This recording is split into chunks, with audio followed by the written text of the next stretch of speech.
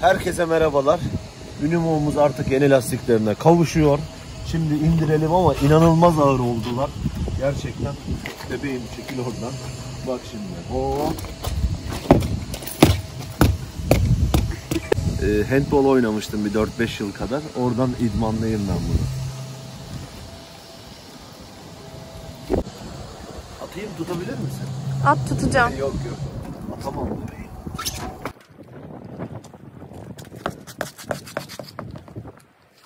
Şefkatle sarıldım, gördün mü? Bunun bir tane lastiği. Aracımız bittikten sonra doğada şeyini çekelim mi? Hani pit stop var ya, kaç saniyede değiştireceğiz, söküp takalım lastiği. Olur. Deneyelim bakalım.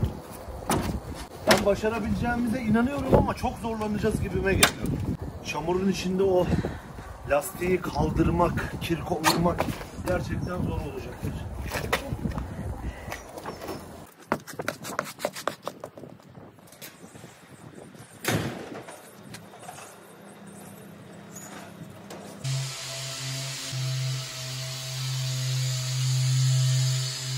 Büyük gün geldi. Aracımız lastikleriyle, jantlarıyla kavuşacak. Aracımızın yanında orijinal bir kirkosu vardı. Çok ince, beni şüphelendiriyordu ama biz bununla söktük bunu. Şimdi tekrar kaldırıp kaldıramadığını göreceğiz. Daha iyi.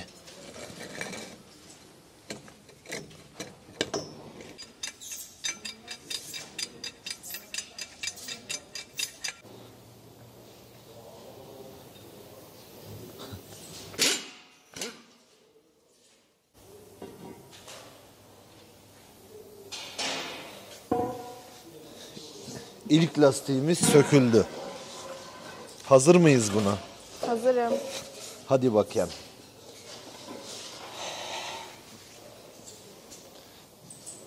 Kanka. 1-2 santim daha kalkması lazım. Evet. Ben şöyle lastiği çevireyim burada, sana tam nerede kalkacak hop dur derim. Tamam, biraz daha kaldırırsan oturacak. Aşkım, ben arazide sökerken şu görev sende, lastiği hareket ettirme. Çok güzel oldu.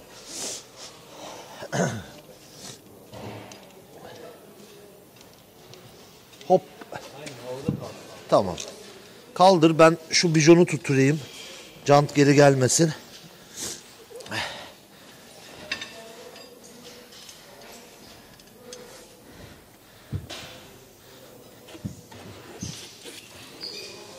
Senin orada da var bir tane. Sen orayı tak.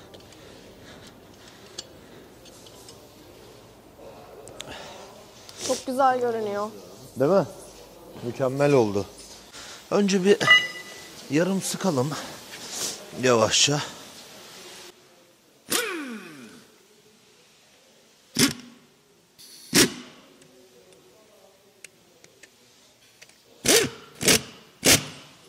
Burası oturdu. Heh. Şimdi girdi.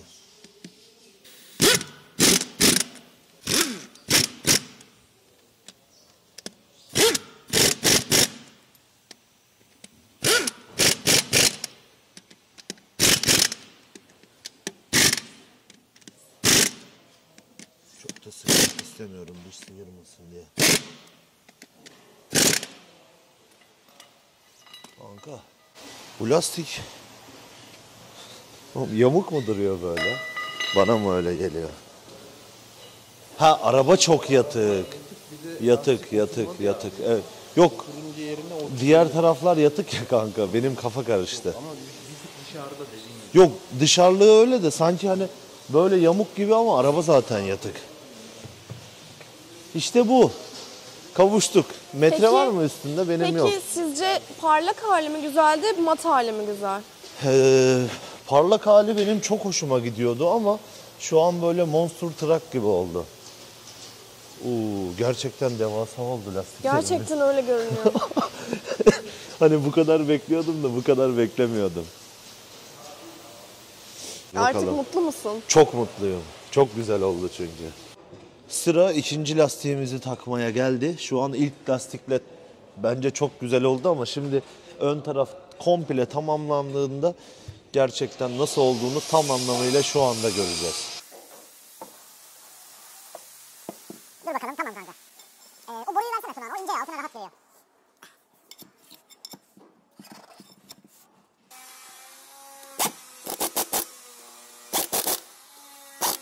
Şimdi yaptırdığımız bidlakları deneyeceğiz.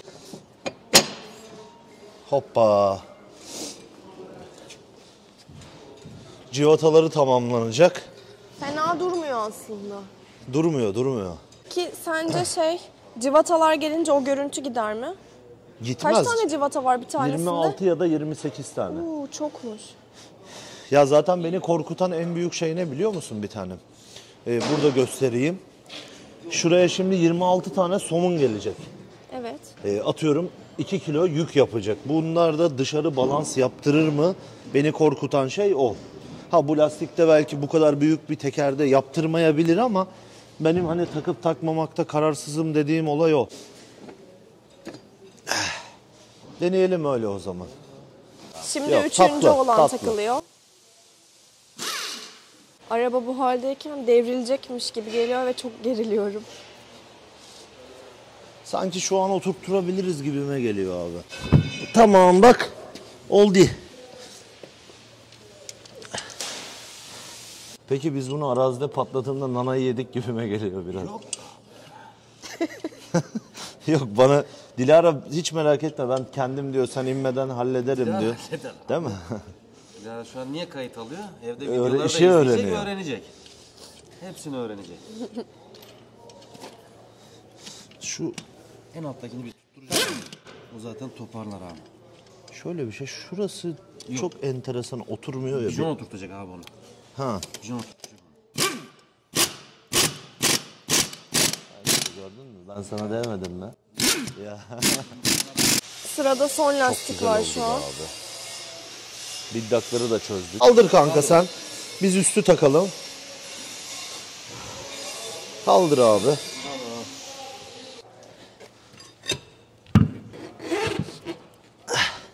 İşi öğrendin ha. Abi İşi öğrendin. diyorum ya yolda lastik hizmeti için arayabilirsiniz beni. Araca yazacağım numarayı. Lastik servis, takım, söküyor. Tabii abi. Yoksa bu mazot parasını nasıl çıkaracağız?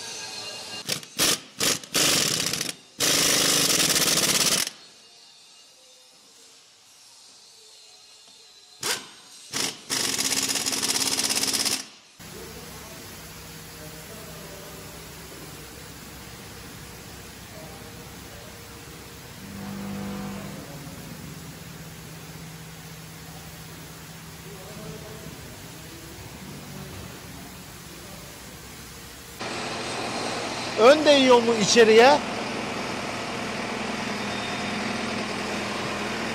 Sağ solda değmiyor. Nedir durum? Aracımızı az önce çalıştırdık. Direksiyonumuzun dönüşünde bir sertleşme de yok. Sağ solda sürtme de yok. Şu an istediğimiz gibi çok şükür her şeyi gerçekleştirdik. Bugün sanırım su depoları da geliyor. Çok şükür elektrik kesintisi var mı bugün Cuma? Bugün var elektrik. Vay arkadaş bugün de elektrik kesintisi var. Ama olsun sanırım az bir işi kaldı. Halledeceğiz. Aracımıza çok güzel bir şey daha yaptırdık. Bu aracımızın en güzel yanından biri hava tankları. Hava tanklarımız olduğu için 4 metre uzunluğunda hortum yaptırdık. 4 tekerimize yetişecek kadar. Yolda havalarımızı, lastik havalarımızı indirmek istersek bu tabanca yardımıyla hem şişirip indirip hem de ne kadar basınç var, kaç par lastiklerimizde hava var görebileceğiz. Bence efsane oldu. Bunu da yanımızdan ayırmayacağız. Anam. Stepnimizin montajı henüz yapılmadı çünkü ta duramadı. Buraya bir tane 7 tonluk elektrikli vinç aldı yine. Bu vinci arazide battığımızda eğer öndeki vinci kullanamayacak durumdaysak arkadaki vincimizi kullanabiliriz. Aynı zamanda bunu stepnedeki lastiği indirip kaldırmak için de kullanacağız. Montajı yapılıyor bunun. Bunun montajı bittiğinde stepne montajımıza da geçebiliriz. İki Unimog tekeri arasındaki farkı şu şekilde görebiliriz. Bizimki şu değişen 405 lastiklerimiz. Bu da eski lastiklerimizin kalınlığını da şöyle Yaklaşarak da bakalım. Değiştikten sonraki kalınlığı bu. Değişmeden önceki de buydu. Bu lastikler bizimkinden başka ama boyutları aynı, sadece diş yapısı başka. Bizim lastiklerimiz dışarıda duruyor fakat iç yanağı bu lastiklerdeki 12,5 80-20'deki aynı yerde basıyor. Bunu daha çok öne getirmedik mesela. Lastiği genişlettiğimiz için iç yanak aynı basıyor. Dışa doğru daha fazlamız var bizim. Vincin elektrik bağlantısı yapıldı. Çalışma mantığı bu şekilde olacak. Henüz oraya bir halka yapılacak, oradan bağlanacak. O yapılmadı. Ve stepneyi de şu an takamıyoruz çünkü jantların ölçüsü değiştiği için onu bağlantı cıvatalarımızın boyu yetmedi. O cıvataların da yenisi alınacak. Ondan sonra stepne takılacak. Ama vincin çalışma mantığı bu olacak. Ve sonunda su depolarımıza kavuştuk. Artık sıra montajına geldi. Hatta sen yokken bebeğim biz bayağı montaj da yaptık. Şöyle hızlıca anlatayım. Su depolarımızda ağırlık merkezi biliyorsunuz yakıt depomuz orada olduğu için burası biraz ağır bastı. 250 litreye düşürdük. 250 artı 80 oldu. Ne yapar? Topla. 330 litre. 330 litre. Gayet yeterli su. Su dolum ağızlarımız, dış dolabımız olmadığı için bir depomuz şuradan, diğer depomuz oradan olmak üzere. Aynı zamanda seninle konuşmuştuk ya, olur dış depolarımız orası buz tutar, çamur olur. İçeriden şuraya bir kör tapa yapacağız. Buradan bir huni yardımıyla 5 litrelik sularla içeriden de takviye yapabiliriz. Sularımızın hava alımı için bak buradan görüyor musun? Evet. Ben de görüyorum. Şey yaptık, hava çıkışları verdik depolarımızdan. Tekrar buradan bir hava çıkışı var. Sonra onu Bu deponunki şurada. Evet, T yardımıyla tekrar aldık. Şurada dışarıya aşağıdan delik açıp donmasına izin vermemek adına bu havanın çıkışını şurada mutfağın altına montaj edeceğiz. O suyun gelip buradan dökülme şansı da yok. Rahat rahat hava dağılacak. Kombimiz tam olarak şurada. Kombimiz sayesinde zaten su depolarımız ekstra sıcaklığa ulaşacak. Hani atıyorum normalde su 10 derece dururken kombi sayesinde belki 17-18'de ılık bir suya sahip olacağız. Soğuk suyu kullandığımızda bile. İnşallah başarılı olacağız. Ben o zaman ilk vidayı atıyorum. Şu an sabitliyor musun su deposunu oraya? Evet.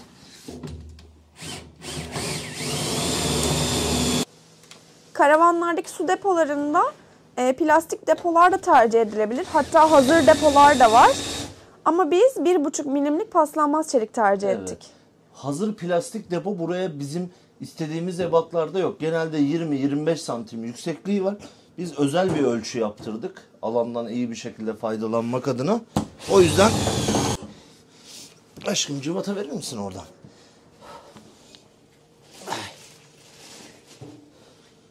Bir tane daha. Buyurun.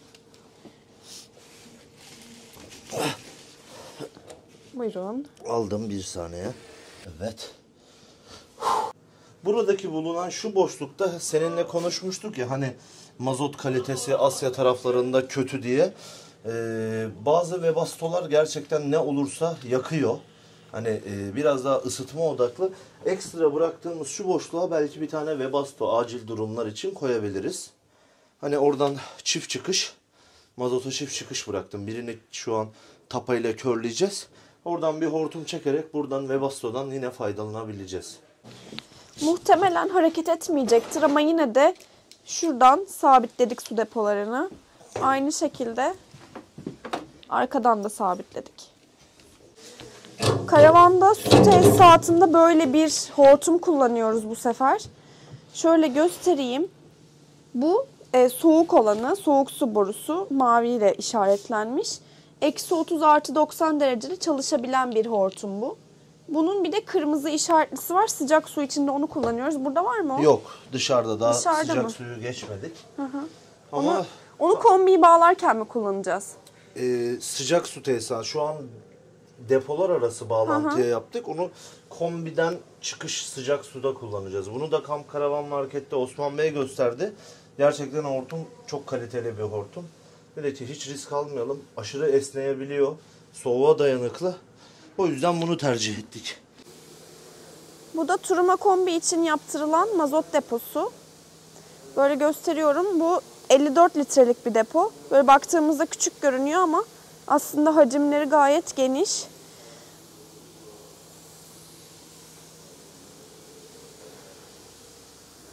Sabitlemek için burada yine L ayakları var. Şurası dolum ağzı, aracın dışından dolum ağzına bağlanacak buraya. Bu ise yine hava borusu, bu da dışarı verilecek. Artık banyonun yapımına da başladık. Şöyle bir banyoda tezgahımız olacak. Bu lavabo üzerine gelecek. 26 santim çapında bir lavabo tercih ediyoruz banyoda. Daha küçük bir alan olduğu için. Ve şu şekilde duracak burada. Şurada. Şu kadar falan değil mi yüksek? Evet.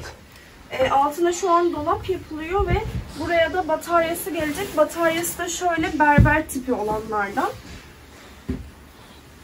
Yani bu Hem burada, duşta kullanabileceğiz. evet, hem burada duracak hem de daha sonra uzatarak bunu duş alanında da kullanabileceğiz. Osman Usta burada duş teknemizin montajını yapıyor.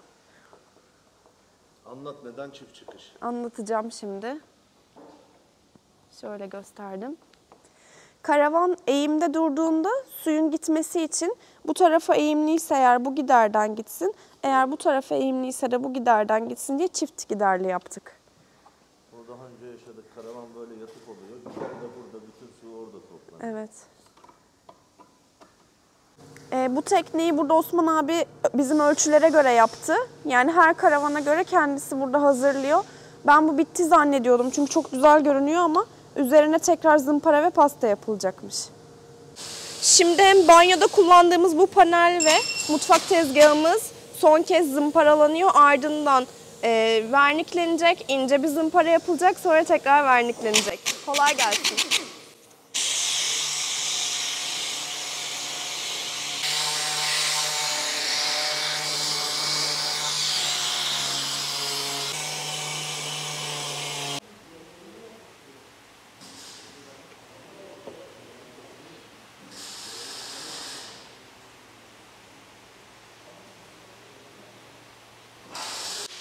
Hevesimizi almamız için bazen Seyyar Mobil böyle küçük işleri yapmamıza müsaade ediyor. Nasıl gidiyor Taha Bey? Çok iyi gidiyor efendim. Umarım bu tezgahı çizmezsiniz. Çizerseniz ben de sizi çizerim. Ne kadar uğraştık ama biliyorsun. Çok uğraşmadık mı? Lütfen fırça darbelerini hep aynı yönde yapar mısınız? Taha Bey. Fırça darbelerini lütfen hep aynı yönde yapın. Allah Allah. Zaten öyle yapıyorum ben. Eşit miktarda aynı yöne doğru.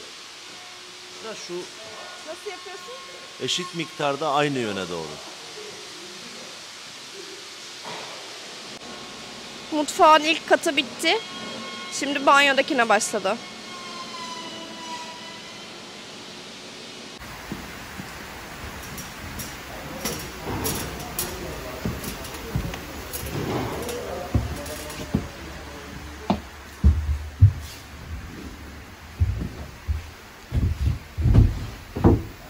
Gayet güzel oldu. Mis mis mis. Tezgahımız hazır.